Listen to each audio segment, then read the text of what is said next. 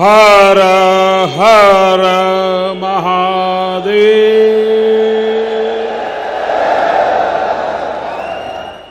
जय श्री महाकाल।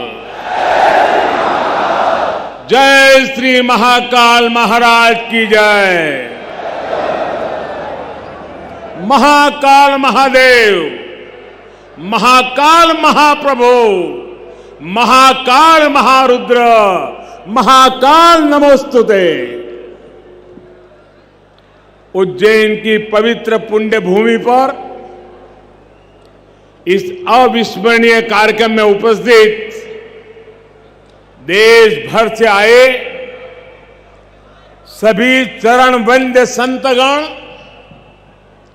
सम्मान्य साधु सन्यासीगण, मध्य प्रदेश के राज्यपाल श्रीमान मंगूभाई पटेल, छत्तीसगढ़ की राज्यपाल बहन अनसुईया उइके जी, झारखंड के राज्यपाल श्रीमान रमेश बैस जी, मध्य प्रदेश के मुख्यमंत्री भाई शिवराज सिंह चौहान जी, केंद्रीय मंत्रिमंडल के मेरे सहयोगी, राज्य सरकार के मंत्रीगण, सांसदगण, विधायकगण, भगवान महाकाल के सभी कृपा पात्र श्रद्धालुगण, देवी और सज्जनों, जय महाकाल।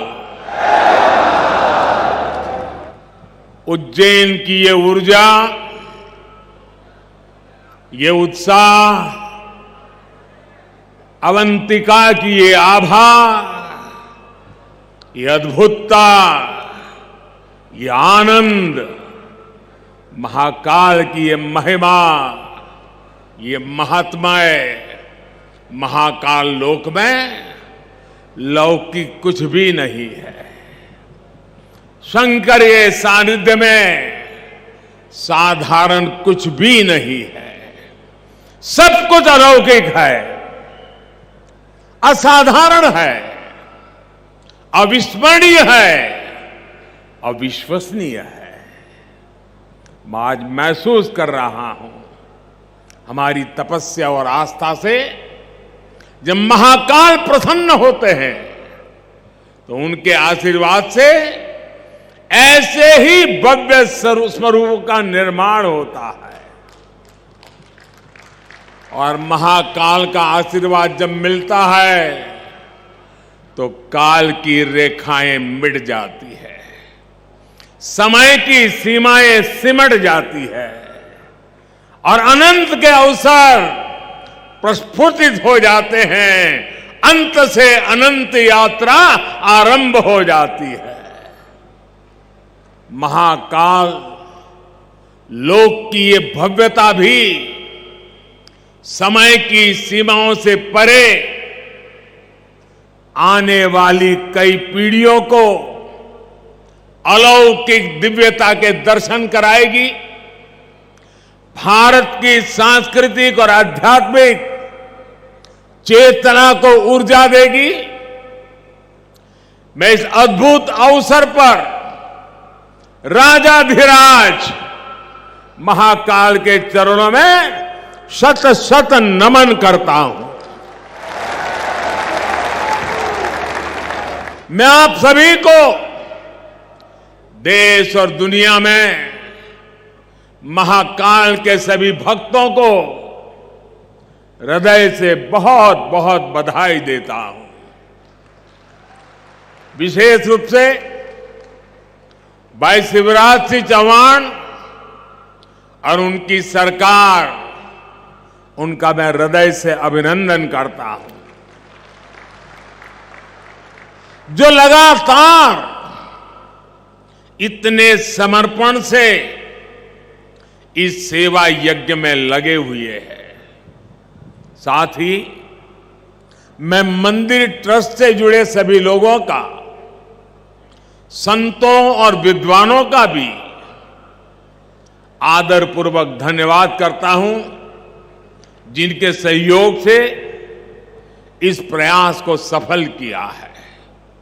साथियों, महाकाल की नगरी उज्जैन के बारे में हमारे यहां कहा गया है, प्रलयो न बाधते, प्रलयो न बाधते तत्र महाकालपुरी, अर्थात महाकाल की नगरी प्रलय के प्रहार से भी मुक्त है।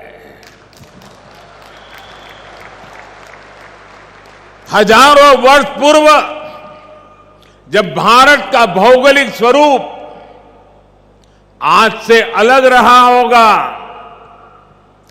तब से ये माना जाता रहा है कि उज्जैन भारत के केंद्र में है। एक तरह से ज्योतिषीय गणनाओं में उज्जैन न केवल भारत का केंद्र रहा है, बल्कि ये भारत की आत्मा का भी केंद्र रहा है। ये वो नगर है जो हमारी पवित्र 7 पुरियों में से एक गिना जाता है। ये वो नगर है जहां स्वयं भगवान कृष्ण ने भी आकर शिक्षा ग्रहण की थी। उज्जैन ने महाराजा विक्रमादित्य का वो प्रताप देखा है जिसने भारत के नए स्वर्ण काल की शुरुआत की थी। महाकाल की इस धरती से विक्रम संवत के रूप में भारतीय काल गणना का एक नया अध्याय शुरू हुआ था। उज्जैन के क्षण क्षण में, पल पल में इतिहास सिमटा हुआ है। कण कण में आध्यात्म समाया हुआ है और कोने कोने में ईश्वरीय ऊर्जा संचारित हो रही है। यहां काल चक्र का 84 कल्पों का प्रतिनिधित्व करते 84 शिवलिंग है। यहां 4 महावीर है, 6 विनायक है, 8 भैरव है, 8 मातृकाएं हैं, 9 ग्रह है, 10 विष्णु है, 11 रुद्र है, 12 आदित्य है, 24 देवियां है और 88 तीर्थ है। और इन सबके केंद्र में राजाधिराज कालाधिराज महाकाल विराजमान है। यानी एक तरह से हमारे पूरे ब्रह्मांड की ऊर्जा को हमारे ऋषियों ने प्रतीक स्वरूप में उज्जैन में स्थापित किया हुआ है। इसलिए उज्जैन ने हजारों वर्षों तक भारत की संपन्नता और समृद्धि का, ज्ञान और गरिमा का, सभ्यता और साहित्य का नेतृत्व किया है। इस नागरी का वास्तु कैसा था, वैभव कैसा था, शिल्प कैसा था, सौंदर्य कैसा था, इसके दर्शन हमें महाकवि कालिदास के मेघदूतम में होते हैं। बाण भट्ट जैसे कवियों के काव्यों में यहां की संस्कृति और परंपराओं का चित्रण हमें आज भी मिलता है। यही नहीं, मध्यकाल के लेखकों ने भी यहां के स्थापत्य और वास्तुकला का गुणगान किया है। भाइयों और बहनों, किसी राष्ट्र का सांस्कृतिक वैभव इतना विशाल तभी होता है जब उसकी सफलता का परचम विश्व पटल पर लहरा रहा होता है। और सफलता के शिखर तक पहुंचने के लिए भी ये जरूरी है कि राष्ट्र अपने सांस्कृतिक उत्कर्ष को छुए, अपनी पहचान के साथ गौरव से सर उठा करके खड़ा हो जाए। इसलिए आजादी के अमृत काल में भारत ने गुलामी की मानसिकता से मुक्ति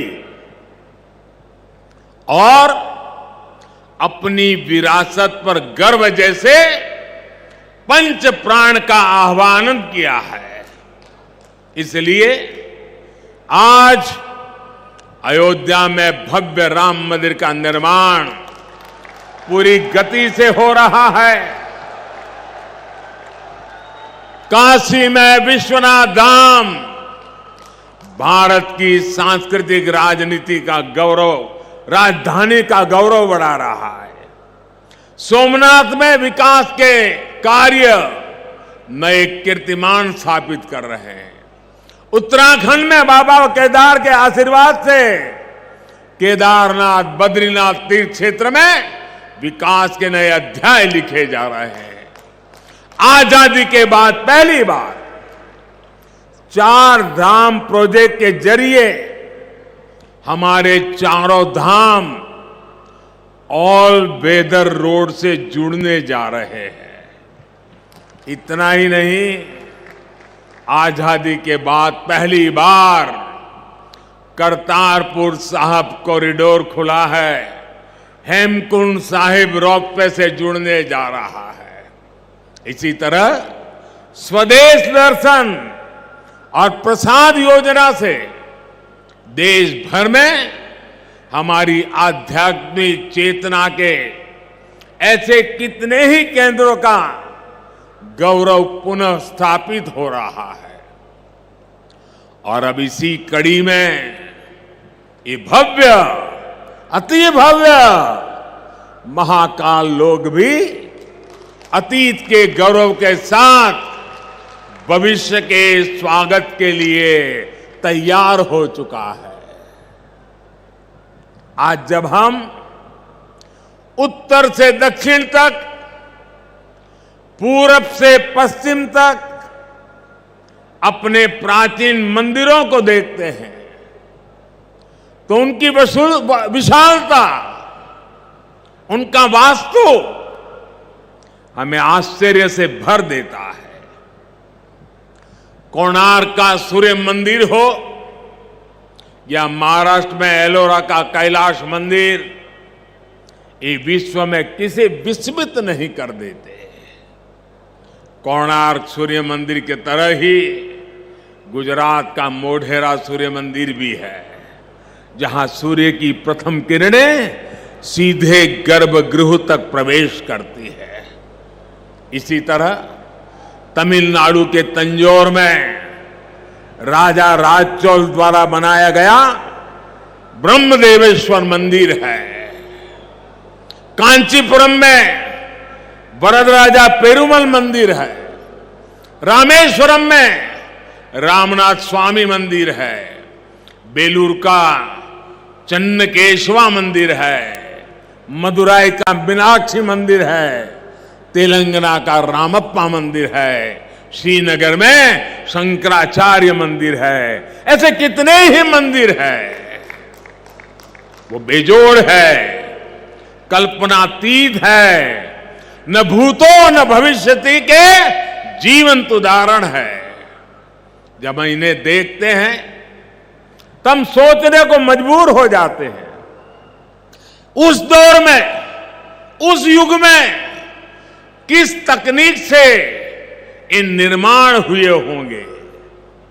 हमारे सारे प्रश्नों के उत्तर हमें भले ही न मिलते हो, लेकिन इन मंदिरों के आध्यात्मिक सांस्कृतिक संदेश हमें उतनी ही स्पष्टता से आज भी सुनाई देते हैं।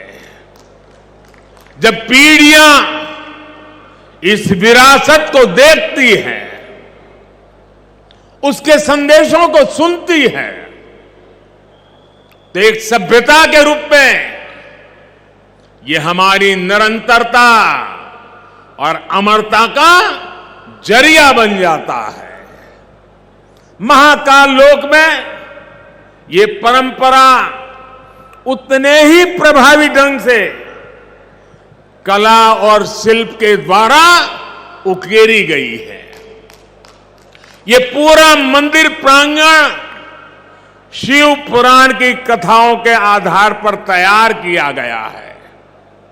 आप यहां आएंगे तो महाकाल के दर्शन के साथ ही आपको महाकाल की महिमा और महत्व के भी दर्शन होंगे। पंचमुखी शिव, उनके डमरू, सर्प, त्रिशूल, अर्धचंद्र और सप्तऋषि, इनके भी उतने ही भव्य स्वरूप यहां स्थापित किए गए हैं। ये वास्तु, इसमें ज्ञान का ये समावेश, ये महाकाल लोक को उसके प्राचीन गौरव से जोड़ देता है, उसकी सार्थकता को और भी बढ़ा देता है। भाइयों और बहनों, हमारे शास्त्रों में एक वाक्य है, शिवम ज्ञानम, शिवम ज्ञानम।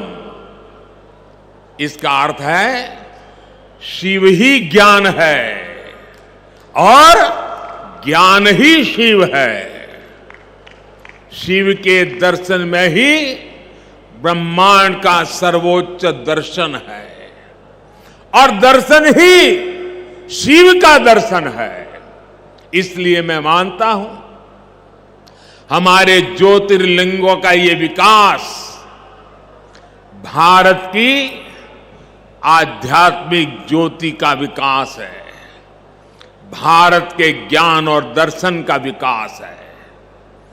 भारत का ये सांस्कृतिक दर्शन एक बार फिर शिखर पर पहुंचकर विश्व के मार्गदर्शन के लिए तैयार हो रहा है। साथियों, भगवान महाकाल एकमात्र ऐसे ज्योतिर्लिंग है जो दक्षिण मुखी है।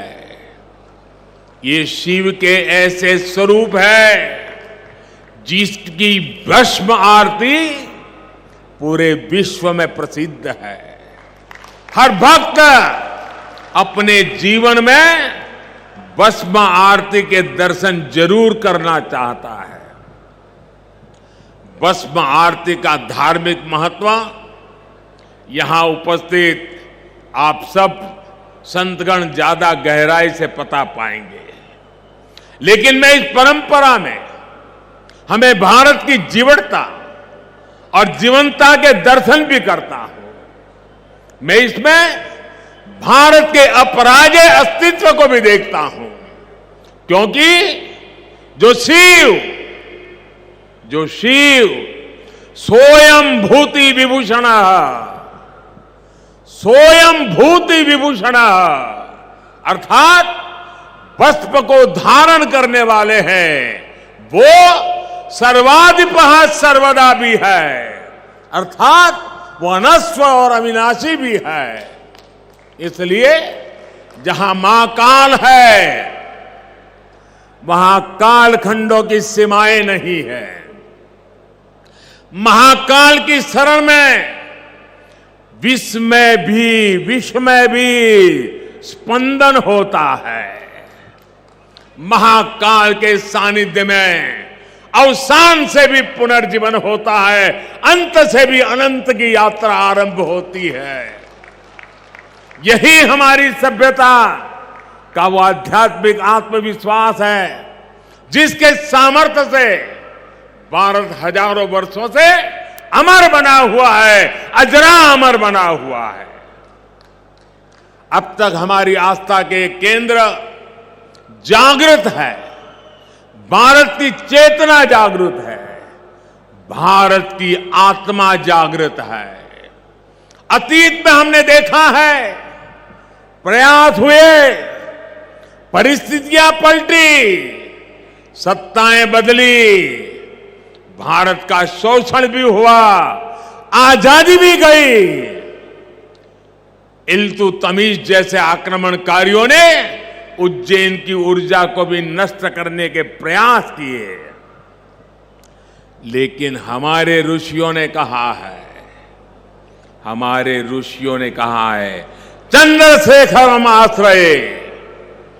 चंद्रशेखरम आश्रये मम किम करिष्यति व्ययम। अर्थात महाकाल शिव की शरण में, अरे मृत्यु भी हमारा क्या कर लेगा। और इसलिए भारत अपनी आस्था के इन प्रामाणिक केंद्रों की ऊर्जा से फिर पुनर्जीवित हो उठा, फिर उठ खड़ा हुआ। हमने फिर अपने अमरत्व की वैसी ही विश्वव्यापी घोषणा कर दी। भारत ने फिर महाकाल के आशीष से काल के कपाल पर कालातीत अस्तित्व का शिलालेख लिख दिया। आज एक बार फिर आजादी के इस अमृत काल में अमर अवंतिका भारत के सांस्कृतिक अमरत्व की घोषणा कर रही है। उज्जैन जो हजारों वर्षों से भारतीय काल गणना का केंद्र बिंदु रहा है, वो आज एक बार फिर भारत की भव्यता के एक नए कालखंड का उद्घोष कर रहा है। साथियों, भारत के लिए धर्म का अर्थ है हमारे कर्तव्यों का सामूहिक संकल्प।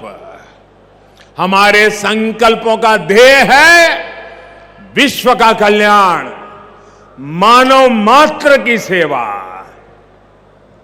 हम शिव की आराधना भी कहते हैं, नमामि विश्वस्य हिते रतम एतम, नमामि विश्वस्य हिते रतम तम, नमामि रूपाणी बहुनी दत्ते।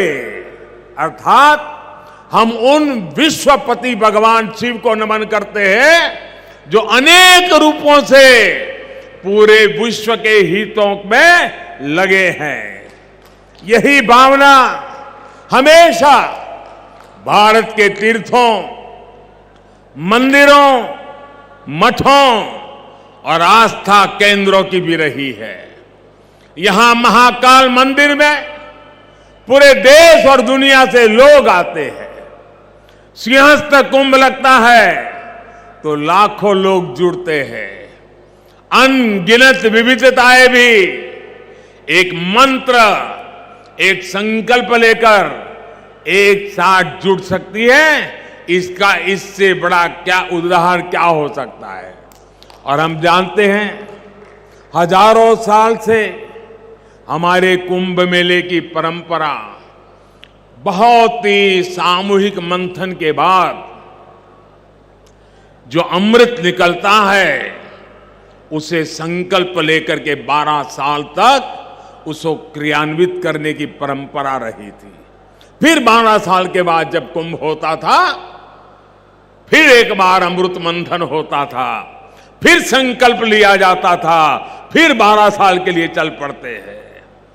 पिछले यहां कुंभ के मेले में मुझे आने का सौभाग्य मिला था। महाकाल का बुलावा आया और ये बेटा आए बिना कैसे रह सकता है।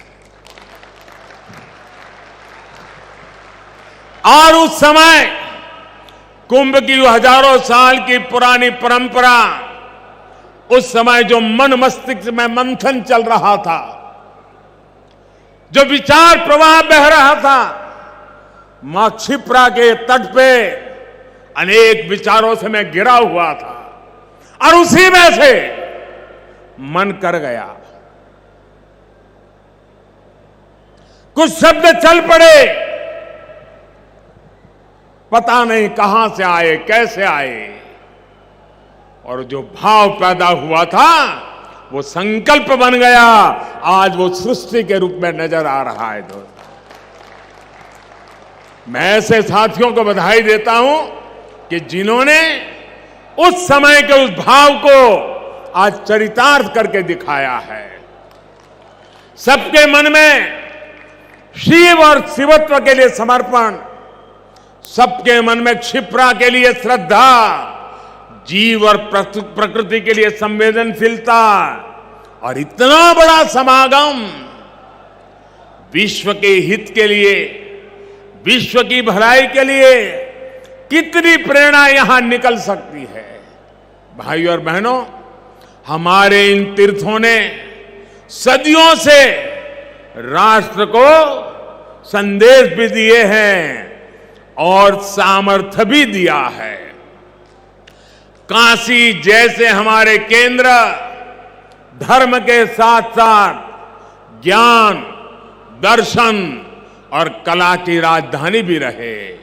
उज्जैन जैसे हमारे स्थान खगोल विज्ञान, एस्ट्रोनॉमी से जुड़े शोधों के शीर्ष केंद्र रहे हैं।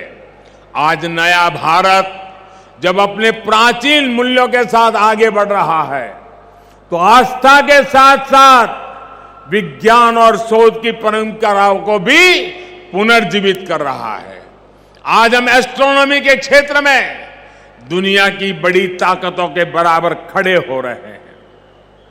आज भारत दूसरे देशों की सैटेलाइट भी स्पेस में लॉन्च कर रहा है। मिशन चंद्रयान और मिशन गगनयान जैसे अभियानों के जरिए भारत आकाश की वो छलांग लगाने के लिए तैयार है जो हमें एक नई ऊंचाई देगी। आज रक्षा के क्षेत्र में भारत पूरी ताकत से आत्मनिर्भरता की ओर आगे बढ़ रहा है।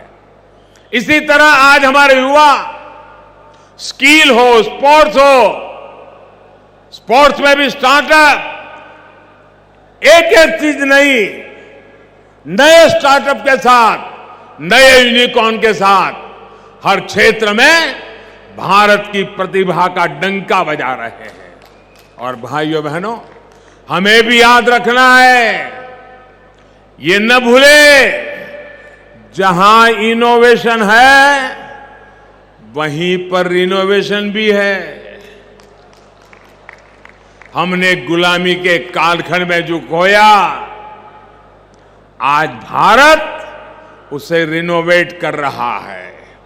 अपने गौरव की, अपने वैभव की पुनर्स्थापना हो रही है और इसका लाभ